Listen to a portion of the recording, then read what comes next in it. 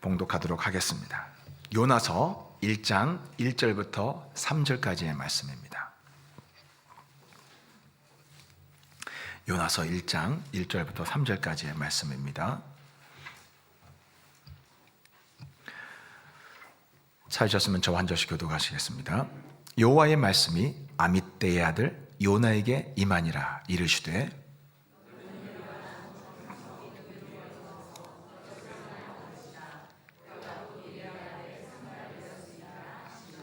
그러나 요나가 여호와의 얼굴을 피하려고 일어나 다시스로 도망하려 하여 욥바로 내려갔더니 마침 다시스로 가는 배를 만난지라. 여호와의 얼굴을 피하여 그들과 함께 다시스로 가려고 뱃삭을 주고 배에 올랐더라. 아멘. 오늘 말씀은 무관심이라는 제목으로 함께 은혜를 나누도록 하겠습니다. 2011년 10월 13일 중국 광동성에서 2살짜리 아이, 이름이 왕위에라는 아이가 이 좁은 길을 이렇게 지나고 있는데 봉고 트럭이 그 아이를 그대로 치었어요. 그런데 끔찍한 일이 났어요. 그 치인 아이를 아이 위로 그대로 봉고차가 그냥 지나가 버린 거예요. 피투성이가 되었습니다. 더 놀라운 것은 그 뒤였습니다. CCTV에 그 상황이 다 찍혔더라고요. 그 뉴스에 나왔거든요. 다 찍혔는데 아이가 피투성이 돼가지고 쓰러져 있는데 약 7분 동안 18명의 사람이 쓰러진 아이 옆으로 지나갔습니다. 그런데 아무도 신고를 하지 않은 거예요. 조치를 취하지 않았습니다. 어떤 사람은 쳐다보기도 했어요. 그런데 그냥 지나갔습니다. 마지막에 폐지를 줍던 한 할머니가 아이를 발견하고 길가로 옮기고 그리고 신고를 했습니다. 응급차가 와서 아이를 이제 병원으로 옮겼지만 중태였고 심각한 뇌손상을 입은 상태였고 아이는 8일 후에 사망을 했습니다.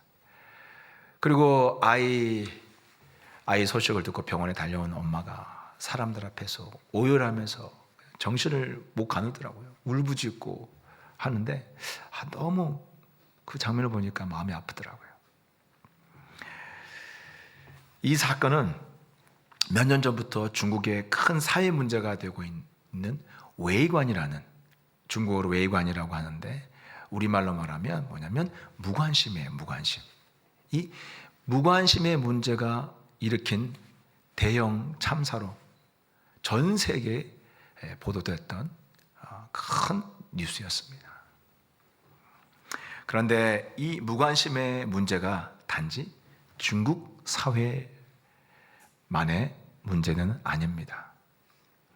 예수님은 선한 사마리아의 비유를 통해서 누가복음에 보면 선한 사마리아의 이야기가 나옵니다. 예수님이 선한 사마리아의 이야기를 통해서 천국 백성들도 하나님의 백성들도 심각한 무관심의 문제가 있다는 것을 지적하셨습니다.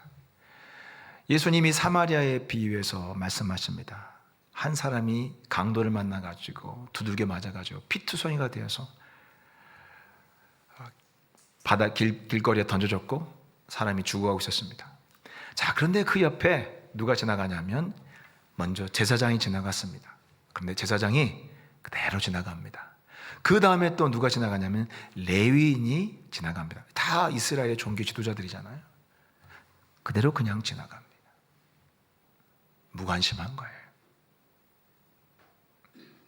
예수님은 그 제사장과 레위인의 그 무관심을 통해서 천국 백성들도 실제로 하나님이 하늘에서 보실 때 이런 무관심으로 인해서 하나님 보실 때 심각한 문제가 있다는 것을 우리에게 지적하고 계시는 거예요.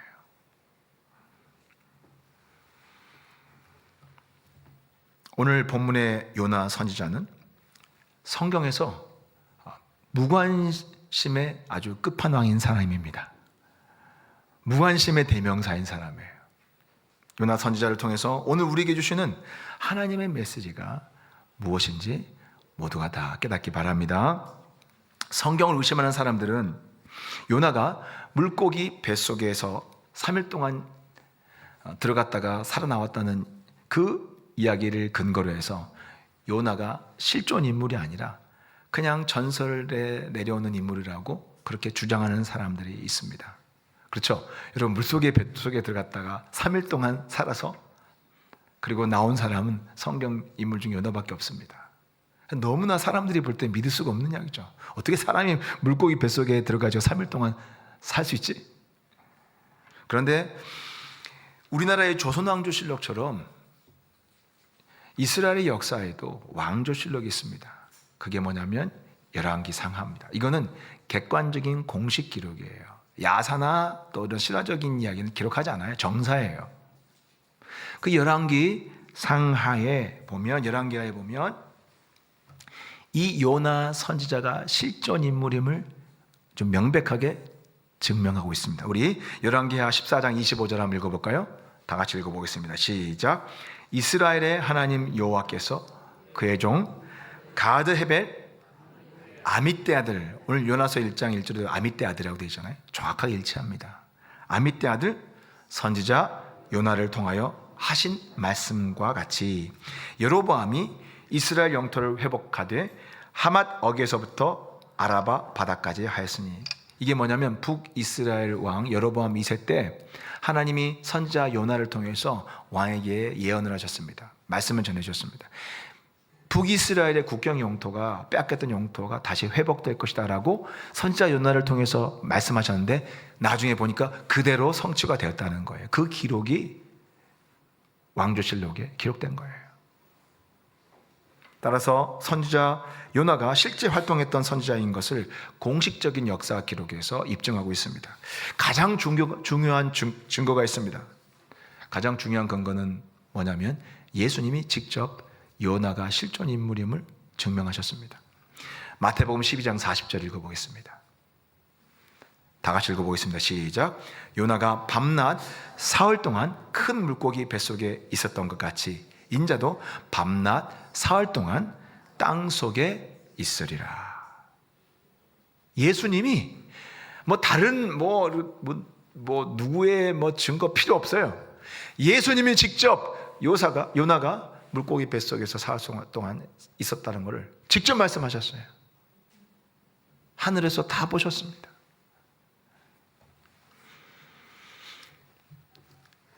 사실 그래서 이 요나 이야기가 더 놀랍습니다. 실존 인물이었기 때문에 더 놀랍습니다. 왜 그런 줄 아세요? 정말 이 요나는 특이한 사람입니다. 어떻게 선지자가 이럴 수 있나라고 우리가 모두가 고개를 갸우뚱한 그런 캐릭터의 인물이에요. 성경 읽으면서 다 놀라시는 것은 뭐냐면 선지자가 하나님 말씀을 대놓고 불순종한다는 거예요. 아주 대놓고 불순종했습니다. 우리 2절 한번 읽어볼까요? 2절 3절 읽어보겠습니다. 시작. 너는 일어나 저 큰 성읍 니느웨로 가서 그것을 향하여 외치라. 그 악독이 내 앞에 상달되었음이니라 하시니라. 그러나 요나가 여호와의 말씀을 피하려고 일어나 다시스로 도망하려 하여 엿바로 내려갔더니, 하나님이 니느웨로 가서 하나님 말씀을 전하라고 하셨는데 무슨 내용인지는 그 뒤에, 여기는 안 나오는데 뒤에 보면 나옵니다. 우리 한번 요나서 3장 4절 읽어보겠습니다. 하나님이 무슨 말씀을 전하라고 하셨는지. 시작.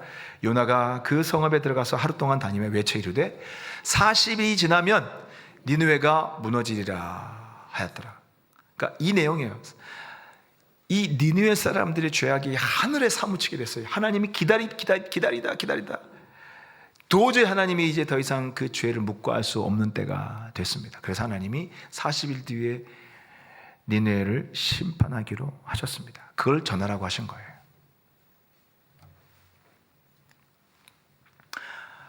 며칠 전에 제가 다니엘 기도회 때 설교한 내용 중에 제가 간증한 내용인데, 제가 직장 다닐 때에 하나님이 제 마음에 갑자기 어떤 사람에 대한 감동을 주셨습니다. 그래서 그 사람에게 당신이 회개하지 않으면 하나님이 심판하신다는 내용의 하나님이 주신 제 마음에 주신 메시지를 참 좀 여러분 볼 때 좀 놀랍죠. 저도 그때 어떻게 그 맨정신으로 그런지 모르겠어요. 근데 하나님이 그 사람이 불신자였는데 그 말씀을 받아들였고 회개했고 예수님을 믿고 구원받았습니다. 실제로 그런 케이스가 있어요. 그래서 하나님이 선지자에게 그 니느웨 성에 가서 하나님의 경고를 전하라고 하나님의 구원의 메시지, 심판의 메시지를 가서 전해서 그들을 살리라고 하시는 것은 어떻게 보면 너무나 당연한 명령이에요. 그런데 요나는 싫었습니다. 왜냐하면 이 니느웨라는 도시가 자기 나라 백성들이 아니고 아시리아라는 당시에 중동의 신흥 강국이었습니다. 떠오르는 군사 강대국이었습니다. 그 나라 백성들이었기 때문에 너무 싫었습니다. 아시리아 사람들의 잔인함은 지금도 역사 기록에 많이 남아 있습니다. 아시리아 군대가 행했던 그 왕과 군대들이 했던 그 잔악한 행위들을 나중에 자랑스럽게 묘비와 또 역사 기록에 남겨놨어요. 아슈르 나시르팔 2세라는 그 왕은 그 연대기에 또 그리고 묘비에 이런 내용으로 자신의 그런 업적을 기록해놨습니다. 제가 읽어드리겠습니다. 나는 많은 포로들의 가죽을 벗기고 그들의 가죽을 성벽에 펼쳤다. 상상도 못할 일이죠. 사람의 껍질을 벗기는 거예요. 군인들의 머리를 잘라서 성 앞에 탑을 세웠다. 나는 소년 소녀들을 잡아다가 불태웠다. 이거를 자기 무용담이라고 기록해놨어요. 요나도 이 아시리아 군대의 만행에 대해서 이미 소문을 다 들었습니다. 그래서 이 나라가 너무 싫었습니다. 그래서 니느웨로 가서 말씀을 전하라고 하니까 싫다고 불순종하고 도망을 간 겁니다. 선지자가. 기가 막히죠. 우린 여기서 요나의 행동을 좀 더 깊이 살펴볼 필요가 있습니다. 개인적으로 아시리아라는 나라를 싫어할 수 있어요. 그렇죠. 사람이니까 감정을 가질 수 있습니다. 그러나 사실 좀 더 면밀히 보면 그런 범죄를 저지른 것이 왕과 그의 군대지 일반 백성들이 그런 건 아니잖아요. 더더군다나 다 직업군인들이고 일반 백성들이 뭐 그런 건 아니죠. 게다가 지금 본인의 직분은 뭡니까? 개인이 아니라 하나님의 선지자입니다. 선지자예요. 하나님의 대사예요. 하나님의 명령을 전달하는 대사입니다. 하늘나라 대사예요. 그런데 공적인 직분을 가진 자가 자기의 개인적인 감정을 앞세워서 싫다고 도망을 간 겁니다. 그러니까 이런 요나가 실존 인물이라는 게 더 놀라운 거예요. 차라리 신화적 존재면 이해가 안 하는데 이렇게 선자의 직분을 가진 요나가 이런 행동을 한 것은 단순히 민족 감정의 문제가 아닙니다. 거기엔 보다 근본적인 문제가 있었습니다. 이 사람의 근본적인 문제는 뭐냐면 사실 무관심이라는 문제입니다. 무관심. 그것은 사람의 영혼에 대한 관심이나 영혼 구원에 대한 관심이 그 사람의 마음속에 없었다는 거예요. 선지자임에도 불구하고요. 이건 진짜 선지자가 다른 모든 일을 잘해도 치명적인 결함이죠. 선지자가 사람의 영혼에 대해서 무관심하다는 것은 오늘날 말하면 목회자가 사람들이 지옥 가든 말든 구원받든 말든 별로 관심이 없다는 거예요. 치명적이죠. 목회자들 중에도 성도 영혼에 별로 관심이 없는 것 같은 사람들이 있습니다. 실제로 신학교에 가보면 왜 신학교 왔을까 의문이 드는 사람들이 종종 있었어요. 그냥 하나의 직업인 거예요. 직장인 거예요. 그런 목회자들의 특징은 뭐냐면 성도들이 말씀을 읽는지 기도를 하든지 말든지 그 영혼이 병들어가든지 말든지 별로 관심이 없는 거예요. 그렇게 별로 가슴 졸이지 않아요. 그냥 아프지 않아요. 마음이 아프지 않아요. 어떡하지? 어떻게든지 저 사람들 깨워서 기도시켜야 되는데, 어떻게든지 성경 읽게 만들어야 되는지, 그걸 잘 고민하면서 저들의 영혼이 망하는 것을 너무나 고통스러워하고 아파해야 돼요. 괴로워해야 돼요. 근데 그런 마음이 없는 거예요.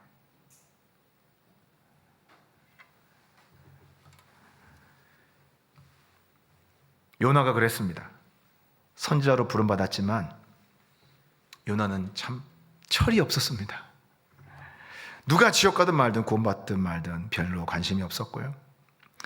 사람에 대해서, 사람의 영혼에 대해서 관심이 없을 뿐만 아니라 하나님의 마음에도 별로 관심이 없었어요. 무관심했어요.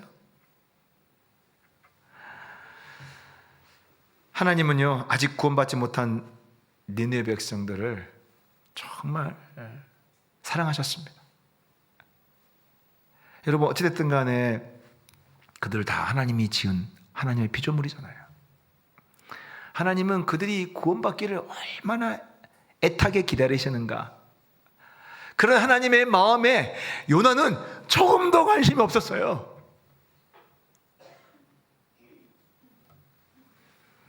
오히려 요나의 속마음은 니느웨 사람들이 비호감이니까 속으로 다 지옥이 나갔으면 좋겠다.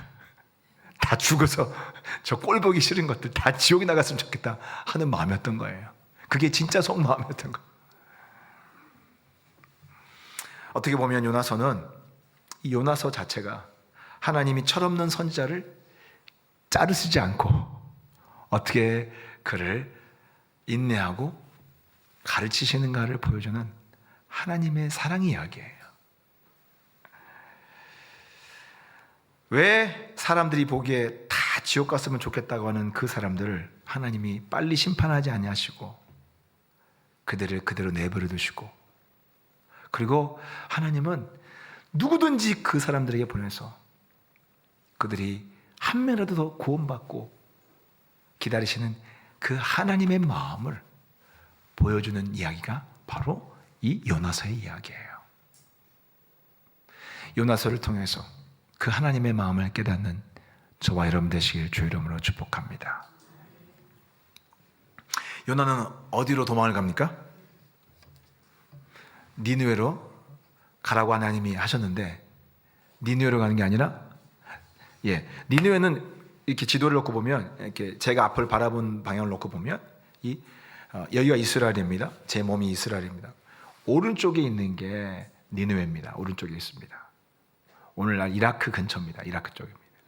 그럼 다시스는 어디냐면 왼쪽에 배를 타고 지중해를 건너서 저쪽 끝까지 가는 스페인이, 오늘날을 말하면 스페인입니다. 그러니까 정반대입니다. 동쪽과 서쪽 완전 반대. 그리고 이제 이 다시스로 가려면 요나는 반드시 욥바라는 이스라엘의 항구 도시에 가야 됩니다. 거기가 이제 가끔씩 이제 해외로 가는, 멀리 나가는 국제 어선이 있습니다. 저기 배가 있습니다. 그 배를 타고 이제 다시스로 가려고 했던 겁니다.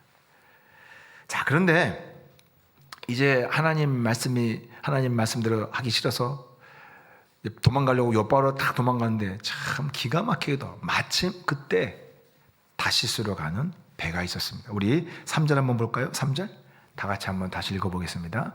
3절 시작. 그러나 요나가 여호와의 얼굴을 피하려고 일어나 다시스로 도망하려 하여 욥바로 내려갔더니 마침 다시스로 가는 배를 만난지라. 여호와의 얼굴을 피하여 그들과 함께 다시스로 가려고 뱃삭스를 주고 배에 올랐더라. 여러분, 참 신기합니다. 고대에는 배가 매일, 지금처럼 매일 있지 않아요. 스케줄도 들쭉날쭉해요. 저기 갑자기 날씨가 안 좋으면 안 와요. 뭐 일주일이고 뭐 보름이고 기다려야 돼요. 대략이에요, 대략. 그리고 해외 날 멀리 나가는 배는 몇 달에 한 번 있을 수 있어요. 그런데 너무 신기하지 않습니까? 도망가려고 마음먹고 도망갔는데 마침 그때 기가 막히게도 다시스로 가는 배가 딱 그때 기다리고 있었던 거예요. 기가 막힌 일치입니다. 성도님들 가운데 이런 비슷한 일들이 있습니다. 목회자를 통해서나 또 순장을 통해서나 하나님의 이렇게 부르심이 있습니다.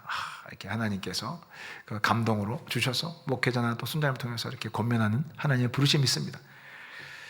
근데 도망가고 싶습니다. 부담됩니다. 이 위기를 어떻게 빠져나갈까 고민하는데 그때 때마침 기가 막히게 오랫동안 연락 안 했던 친구가 찾아와서 이런저런 사업을 같이 해보자, 더 이런 일을 같이 해보자, 이렇게 제안을 합니다. 기가 막히게 빠져나갈 구실이 생긴 거죠. 하나님의 놀라운 인도하심입니까? 어떻습니까? 실제로 제가 볼 때 저 길은 아닌데 라고 생각하는데 본인은 간증까지 합니다. 신기하게도 마침 누구를 만났고 마침 누가 연결되어 마침 마지막 기회를 잡았다고 저한테 간증까지 하십니다. 우린 여기서 배워야 됩니다. 마침 일어난 신기한 사건이 다 의미가 있는 것은 아닙니다. 정말 중요한 게 뭔지 아십니까? 방향이에요. 그 사건이, 그런 신기한 사건이 다시스로 가는 도중에 일어났느냐 아니면 니느로 가는 도중에 일어났냐 하는 게 중요한 거예요. 하나님의 말씀, 하나님의 명백한 뜻과 반대로 다시스로 가는 중에 일어난 신비한 일과 마침 기가 막힌 우연의 일치와 기가 막힌 그런 놀라운 사건들은 함정인 경우나 아니면 큰 유혹인 경우가 많습니다. 어떤 사건의 의미가 있어요? 하나님 말씀에 순종해서 니느웨로 갈 때 일어나는 사건들은 다 놀라운 하나님의 섭리와 인도하심이 있는 것입니다. 다시 말씀드립니다. 신비한 사건이 중요한 게 아니라 방향이 중요한 것입니다. 어떤 방향에서 그런 사건을 만나느냐가 중요한 것입니다.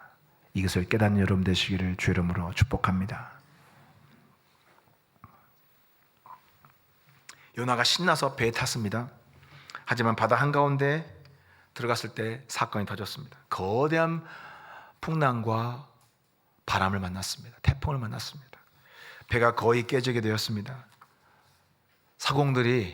능숙했던 사공들이 공포에 빠졌고 이제 이 사람들이 직감하기를 죽을 수 있겠다는 생각이 들었습니다. 짐을 다 바다에 그냥 빠뜨려 버렸습니다.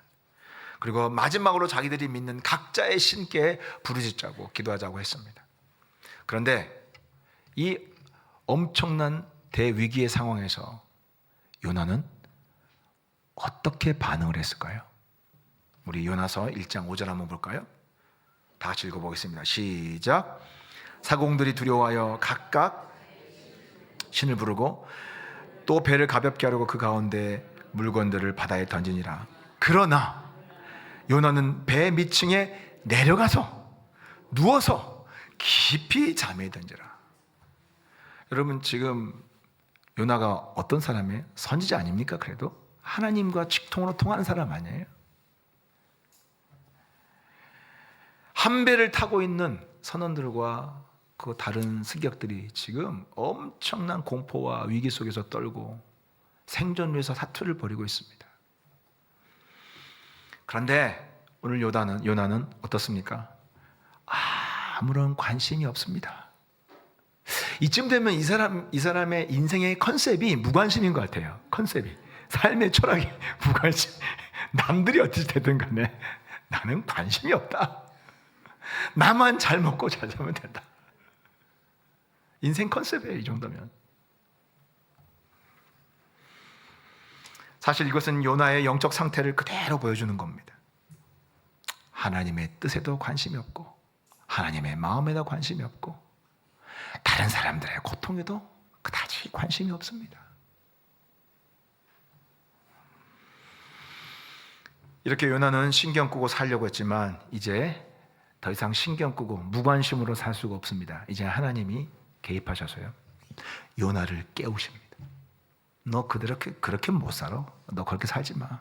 네 인생 무관심이 컨셉이었더라도 이제는 너 무관심하면 안 돼. 너는 누구야? 하나님의 선지자야. 내가 너에게 사명을 줬잖아. 깨우십니다. 선장이 가서 깨웁니다. 그리고 하나님은 선장에게 어떤 직감을 주십니다. 어떤 직감을, 영적 직감을 주냐면, 내가 지금까지 이 뱃사람으로 수십 년 동안 잔뼈가 굵었는데 이번 풍랑은 이상한 게 좀 있어. 내 경험치를 벗어나. 이건 신이 노한 거야. 이거는 뭔가 지금 신의 분노가 있는 거야 하면서 이 사람이 이제 선원들과 모여서 제비를 뽑았습니다. 혹시 우리 가운데 이 가운데 무슨 신을 분노케 한 사람이 있습니까? 하고 제비를 뽑았는데 요나가 당첨이 됐습니다. 근데 이 선장이 너무나 확신 있게 요나를 딱 찾아간 건 뭐냐면, 제비를 뽑았는데 한 번만 나온 게 아닌 것 같아요. 그렇죠. 한 번 뽑아가지고 그러면 좀 헷갈리잖아요. 한 10번 뽑았는데 10번 다 그 많은 사람 중에 요나가 나온 거예요. 이건 신의 뜻이 아니면 도저히 알 수 없는, 일어날 수 없는 결과인 거예요. 그래서 쫓아가가지고 요나를 붙잡아서 너 누구야? 너 도대체 네 정체를 밝혀. 그러니까 요나가 사실 나는 하나님의 선지자고 이제 이실직고합니다. 이 모든 풍랑이 자기 때문이라는 것을 인정했고, 그래서 하늘의 진노를 멈추는 것은 자기를 바다에 던지는 것밖에 없다고 이실직고를 합니다. 그렇게 해서 심청이처럼 바다에 던져집니다. 그리고 이제 요나는 바다에 던져집니다. 자, 그리고 이때부터 하나님의 놀라운 은혜가 시작이 됩니다. 하나님 요나를 심판하시는 것이 아니라 선지자 요나에게 하나님의 마음을, 하나님이 어떤 분인지 하나씩 이제 그에게 깨닫게 하시는 하나님의 가르침이 시작됩니다. 첫 번째로 거대한 고래 같은 물고기를 보내셔서 요나를 바다에서 구원하십니다. 원래대로 한다면 그는 바다에서 죽을 수밖에 없습니다. 왜냐하면 선지자로서 하나님께 불순종한, 다른 사람도 아니고 선지자가 하나님께 명백한 명령에 불순종을 했습니다. 여러분, 선지자는 하나님 명령에 불순종하면 죽어요. 실제로 열왕기서의 다른 케이스에서 하나님이 베델로 젊은 선지자를 보내셨습니다. 그리고 뭐라고 하셨냐면, 거기에 여로보암 왕이 산당에서 제사를 지내는데 거기서 하나님의 심판의 메시지를 전하고 와라. 그런데 가는 길에도 그렇고 오는 길에도 그렇고 일체 누구하고도 대화하지 말고 누가 물 한 모금이라도 얻어마시지 마라. 빨리 갔다가 전하고 빨리 너는 그냥 뒤도 돌아보지 말고 오라고 그랬습니다. 근데 갈 때는 잘했어요. 그리고 올 때도 그렇게 하는데 속아가지고 이 젊은 선지자가 한 늙은 선지자의 꼬임에 넘어가서 그 집에서 먹고 마시다가 나중에 사자에 물어뜯겨 죽습니다. 하나님의 말씀에 어긋난 그대로 심판을 받습니다. 이게 보통 선지자가 겪는 일이에요. 그런데요, 하나님은 거대한 물고기를 보내서 그를 뱃속에 담아서 살려주십니다. 구원하십니다. 뱃속에 있는 3일 동안 요나는 비로소 자신의 죄를 하나님 앞에 회개하고 하나님께 철저히 고백합니다. 그리고 구원을 위해 하나님께 기도합니다. 하나님은 이 모든 사건을 통해서 죽어마땅한 죄도 용서하시고 회개의 기회를 주시는 하나님의 은혜를 요나에게 보여주셨습니다. 왜 그러셨을까요? 왜 하나님은 요나에게 죽어마땅한 죄, 다른 선자들은 이미 죽었어요. 죽은 사람도 있어요. 아까 말씀드린 것처럼 이미 그 역사에 요나도 그 사건을 알아요. 이전에 있었던 일이기 때문에, 자기 이전 시대에 있었던 일이기 때문에. 근데 하나님이 자신을 살려주셨어요. 하나님 그렇게 하신 이유가 뭐예요? 선지자 자신이, 요나 선지자가 가장 먼저 하나님의 용서의 은혜를 체험하게 하시고, 너도 마땅히 죽을 죄인데 내가 너를 용서한 것 같이 너도 마땅히 죽을 죄인들에게 가서 하나님의 용서, 하나님의 사랑을 전하고 그들을 회개시키고 그들이 구원받도록 하라는 거예요. 네가 경험한 대로요. 내가 원하는 건 사람이 심판받는 게 아니라는 거예요. 사람을 살리는 거라는 거예요. 그 구원의 메시지를 전하라는 거예요. 그렇기 때문에 네가 직접 먼저 그 하나님의 사랑을 체험하고 그대로 전하라는 것입니다. 하나님의 마음을 깨우쳐 주신 두 번째 사건은 박넝쿨 사건을 통해서입니다. 요나는 이제 하나님 말씀대로 니느웨 성을 하루 종일 다니면서 하나님 말씀을 선포합니다. 아까 읽으셨던 대로 너희 죄로 인해서 이제 너희는 40일 후에 이 성은 하나님의 심판을 받게 돼 있다. 하나님 명하신 대로 그들에게 강력한 하나님의 심판의 메시지를 선포합니다. 니느웨가 망할 것이라고 선포했는데, 그런데 전혀 뜻밖의 반응이 일어났습니다. 니느웨 사람들이요, 예전에 분명히 들었잖아요, 악명 높은 이야기를. 그런데 사람들은 안 그랬어요. 그 군대나 그 왕은 다녔지만 거기에 사는 사람들은 의외로 전혀 또 달랐어요. 그 사람들은 하나님을 믿었습니다. 회개했습니다. 그리고 금식까지 했어요. 심지어는 왕도 이 소식을 듣고 금식하면서 온 백성들에게, 모든 백성들과 가축들까지도 금식하고 하나님께 부르셔서 기도할 것과, 그리고 모든 악행들을 즉시 그치라고, 하나님의 용서를, 혹시 하나님의 사함을 받을 수 있도록 철저히 하나님 앞에 하나님의 긍휼을 구하자고 그렇게 선포했습니다. 왕까지도 그랬습니다. 그래서 온 백성들이 다 회개를 했습니다.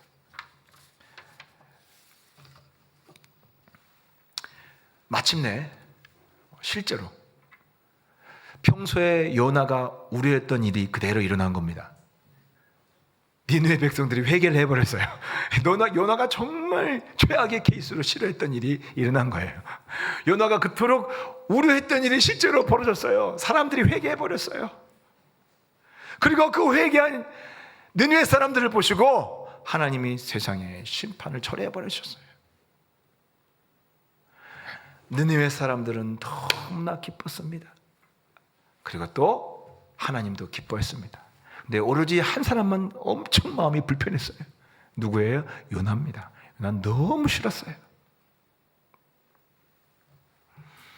요나는 다시 혈기가 올라왔습니다. 내가 분명히 이렇게 될 줄 알았고, 그래서 안 오려고 했던 거 아닙니까? 하나님 심판한다 해놓고 또 이렇게 또 회개하면 안 할 줄 아니까 내가 굳이 안 오려고 했던 거 아닙니까? 그냥 또 이 사람 참 이렇게 보면 참 미숙한 선지자예요. 그냥 다 쏟아냈습니다.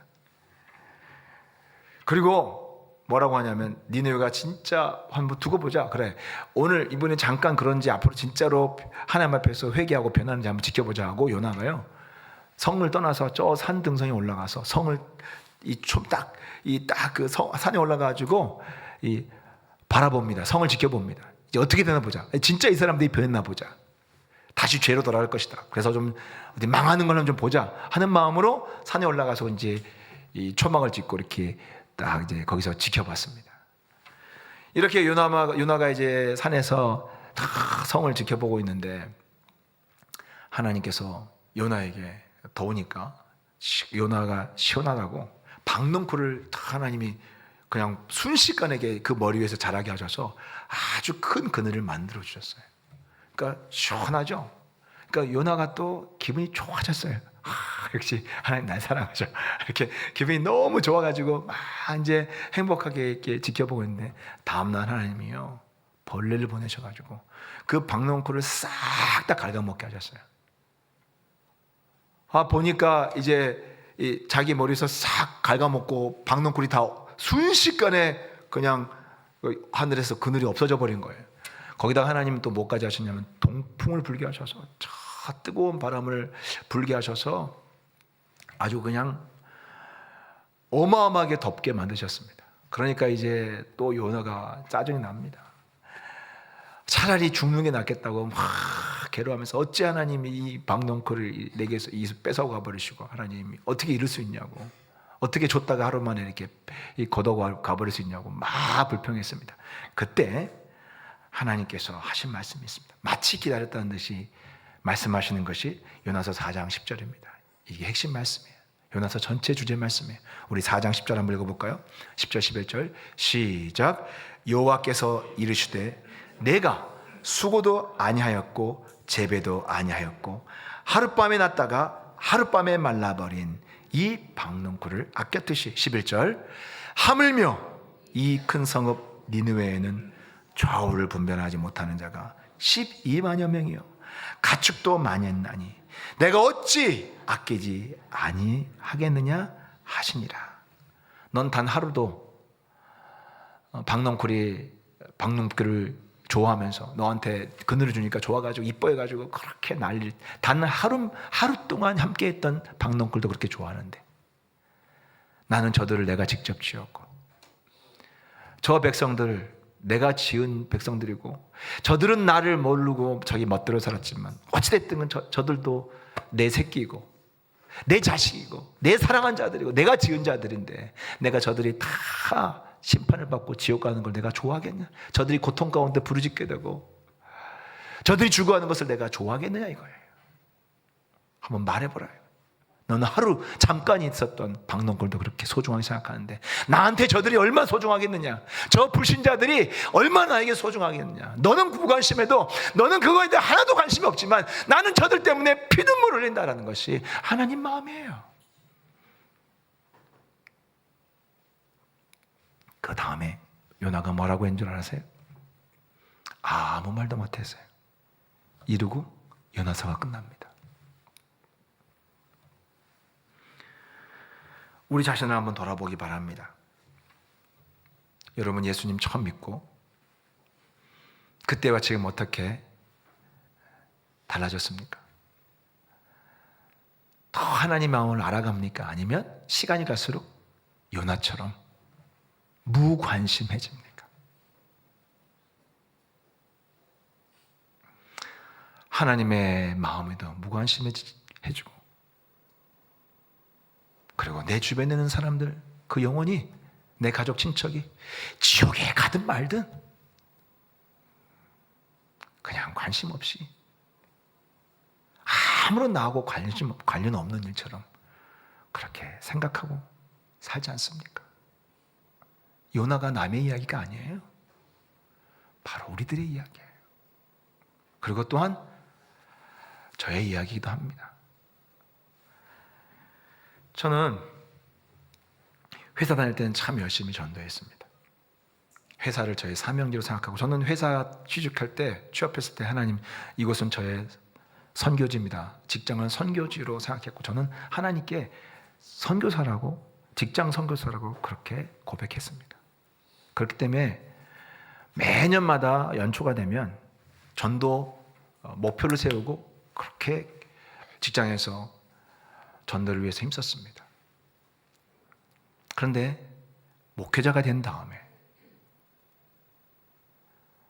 저는 어느덧 전도를 하고 있지 않는 저를 발견하게 되었습니다. 그 이유가 뭐냐면 여긴 교회니까. 옛날엔 내 주변에 다 불신자였고 내가 다 전도 대상자지만 내가 지금 내 주변에 늘 만나는 사람이 다 교인들이고 성도들인데 내가 전도할 시간이 어디 있어? 그리고 실제로 내 주변에 만약에 누가 어떤 목회자가 열심히 전도한 사람이 있었다면 나도 전도했을 거예요. 근데 다 비슷하더라고요, 사람들. 시간이 갈수록 같이 요나로 바뀌는 거예요. 나도 요나가 됐어요. 점점점 요나가 되는 거예요. 무관심하는 거예요. 얼마나 말도 안 되는 핑계인지 모릅니다. 사실은 내 주변에 불신자가 없어진 것이 아니라 내 마음속에서 불신자의 영혼을 구원하고자 하는 그 마음이 사라진 거예요. 영혼 구원에 대한 관심이 없어진 것입니다. 무관심해진 거예요. 병 들어간 거죠. 목회자가 심각하게 병 들어가는 거예요. 왜 불신자가 없어요? 맨날 만나는 가게 사장님도 있고 또 자주 얼굴을 마주치는 이웃도 있고 하는데 그 사람들이 지옥 가든 말든 별로 심각하게 여기지 않는 거예요. 목회자가. 이게 얼마나 비참한 거예요.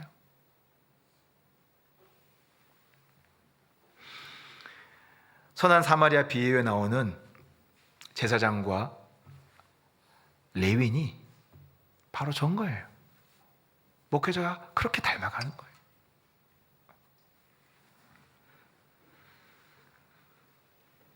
여러분 어떻습니까? 이제 우리 그렇게 되지 않으려고 다시 주님이 우리에게 깨우치시고 요나를 찾아오셔서 그를 흔들어 깨워서 너 이제 그러면 안 돼. 너 이제 저 죽어가는 영혼들의 관심을 가지고 살라고 하나님이 우리 교회를 깨우고 저를 깨우시고 우리 성도들을 지금 깨우고 계세요. 그런데 혹시 지금 다니엘 기도에 3주 동안 태신자 품고 기도하고 어떤 사람은 막 태신자 이름 부를 때 막 눈물로 기도하고 제가 보니까 어떤 성도님은 의자에 무릎을 꿇고 올라가서 앉아서 막 하더라고요. 제가 그분이 적어낸 태신자 이름을 알거든요. 세상에 무릎을 꿇고 의자에 올라가지고 막 이렇게 하더라고요. 이름을 부르면서. 정말 감동 아니에요? 그런데 나는 아무 관심이 없어. 교회에서 무슨 일이 벌어지든 뭘 전도를 하네 뭐 어쩌네 태신자 작정을 하네 뭐네 하더라도 나는 아무 느낌이 없고 아무 관심이 없다. 내 가족 구원 책임감을 별로 못 느끼고 저들이 지옥 가든 말든 그렇게 심각하게 여기지 않고 뭐 언젠간 어떻게 또 되겠지 이런 마음이 든다면 여러분 오늘 내가 바로 요나인 것을 깨달으시기 바랍니다. 하나님이 저와 여러분을 깨우기 원하십니다. 하나님께서 저와 여러분을 부르십니다. 가서 저 니느웨 사람들에게 그들에게 하나님의 사랑을 너 예수 믿지 않으면 죽는다는 것을 그 사람이 지옥 갈 수 있다는 것을 가서 전해주지 않겠느냐. 하나님이 저와 여러분을 오늘도 부르고 계심을 깨닫는 여러분 되시기를 주 이름으로 축복합니다. 다음 주 새생명 축제입니다. 이번 한 주 동안 정말 마음을 모아서 간절히 기도하기 바랍니다. 하나님께서 우리가 최선을 다하고 나서 안 되는 건 어쩔 수 없어요. 제가 요즘에 강단에서 기도하고 더 기도에 많은 힘을 쓰고 그리고 전도하기 위해서 몸부림치는 것은 뭐냐면 안 그러면 나중에 후회할 것 같아요. 정말 주님 앞에 섰을 때 너무 부끄러울 것 같아요. 내 힘으로 안 되는 건 어쩔 수 없어요. 그런데 하지 않았던 것들, 순종하지 않았던 것에 대해서는 반드시 주님 앞에 부끄러움을 당하는 그런 날이 찾아올 거라는 것이 그것이 두렵습니다. 요나를 흔들어 깨우는 하나님의 손길이 우리 교회를 흔들어 깨우기를 소망합니다. 우리 모두가 다 우리 가족군과 우리 옆에 주구하는 그 영혼들을 관심을 가지고 기도하며 하나님께서 그들을 살리기 위해 살려달라고 애통하는 우리 성도들 다 되시기를 주의 이름으로 축복합니다. 기도하겠습니다. 이 시간 다 같이